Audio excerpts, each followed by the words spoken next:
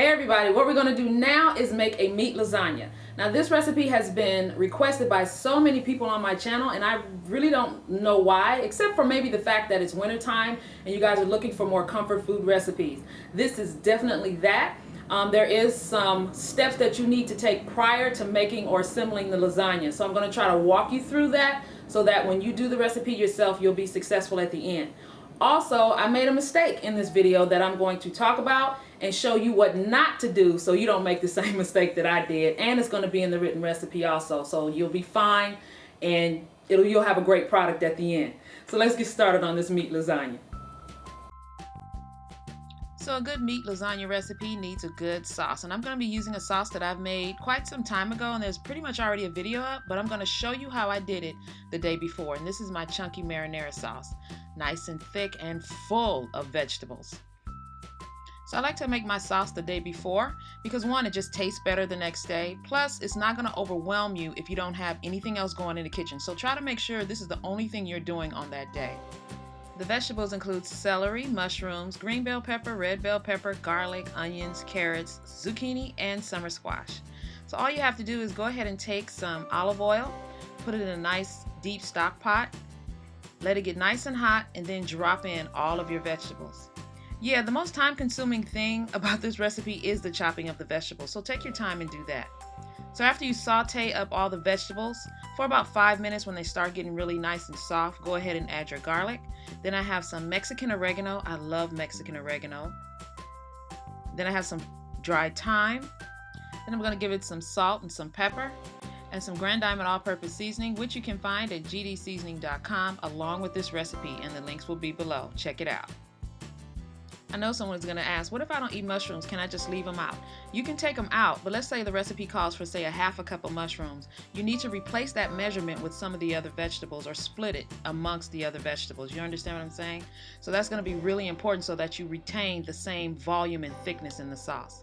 Now I'm going to go ahead and add some tomato paste, and that's going to help give us some more thickness. And then we're going to go in with some whole tomatoes and tomato sauce. Now just to let you guys know, you can use this sauce in other dishes like your spaghetti or your baked pasta dishes. You can also, if you don't like the chunkiness, take it down to a smooth texture by putting it in a food processor or a blender, especially if you have little kids and you want them to eat lots of vegetables but you don't necessarily want them to see them. Go ahead and do that. They won't know the difference. Okay, so now we're just going to add some low sodium chicken stock or broth, either one will do. And then we're going to add a touch of honey. Now adding honey to a pasta sauce, and it's only a very little bit, it helps take some of the acidity off of the tomatoes. That way you have a nice well-rounded sauce. And then we're just going to bring it up to a boil and then turn it down to a simmer and let it simmer for like an hour and 15 minutes or so. And then we're left with this beautiful sauce that we can use for the next day's task. So now I have some Italian chicken sausage, and these are the hot ones. I love the hot ones. I have about 2.5 pounds. And then I have a half a pound of regular ground turkey, and I'm just going to brown that up. Really simple, really easy. The meat is already seasoned. I'm not going to add any seasoning to it at all. No salt, no anything. You can use your favorite Italian sausage, but make sure you're familiar with the flavor of it. And at this point, once it's cooked, you can go ahead and taste it and see if you want to season it up a bit. But I was totally happy with this chicken Italian sausage. Now I'm just going to salt my pasta water. Then I'm just going to drop the lasagna pasta down into the water, trying to stagger it so it doesn't stick together. But it won't, because as long as your water is at a rapid boil, your pasta will do what it's supposed to do. So the pasta only takes about 5 minutes, okay? We're only going to cook that very short time. So in the meantime, go ahead and combine your sauce and your meat together and give that a stir. I formulated this sauce recipe so that you will have some left for the next day. Sometimes when you reheat a piece of lasagna, you may want a little extra sauce, so there's plenty for that. Now that the pasta has come out, this is the first batch. I ended up cooking my pasta in about 2 or 3 batches because I wanted to make sure that I didn't crowd the pot. So be conscious of that too. Now, as far as the ricotta cheese, we're just going to take some fresh basil and some fresh parsley, and we're going to stir that in along with an extra large egg and just whisk that all together. And what the egg does to the ricotta is it's going to give it a little lift when the lasagna bakes, and it's really good and makes it much lighter and easier to spread. So now I'm just going to go ahead and season up the ricotta. I tasted it prior and decided just to go ahead and put a little bit of GDS and black pepper. I didn't even use salt. I was happy with the way it tasted. You go ahead and do it to your taste.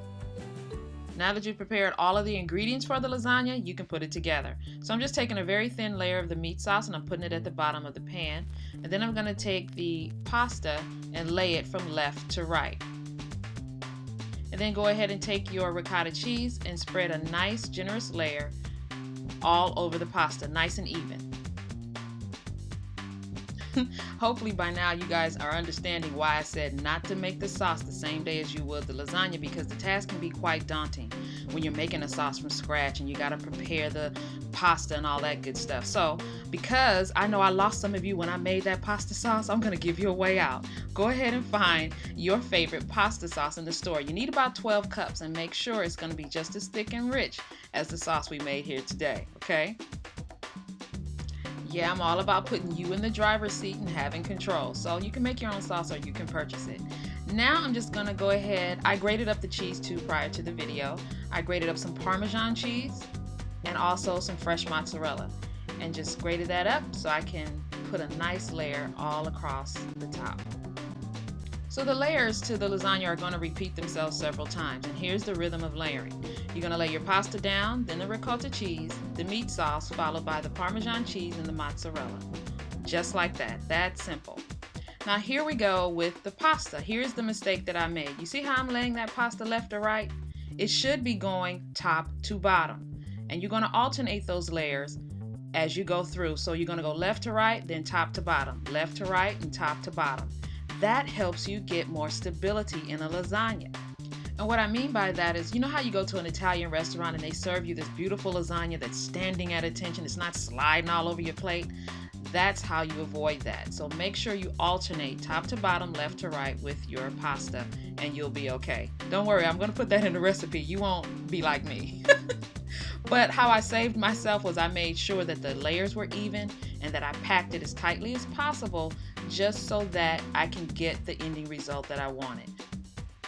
Alright, so we're ready for the oven, finally, right? So we're just going to take some foil and I'm going to tint the lasagna, meaning I'm just going to make a big tent around the lasagna, only connecting the foil to the pan itself, not touching the cheese because you don't want it to stick. And we're going to go to a 375-degree oven, covered for about 30 minutes. Then we're going to remove the cover and continue to bake it for about 15 to 20 minutes, and here is our result of our meat lasagna. Remember, don't cut into it right away. Let it rest about 15 or 20 minutes before you cut into it, and you'll have your perfect layers. Thanks guys for joining me. I appreciate it so much. Remember, you can get this recipe and others at gdseasoning.com, and I'll see you guys next time.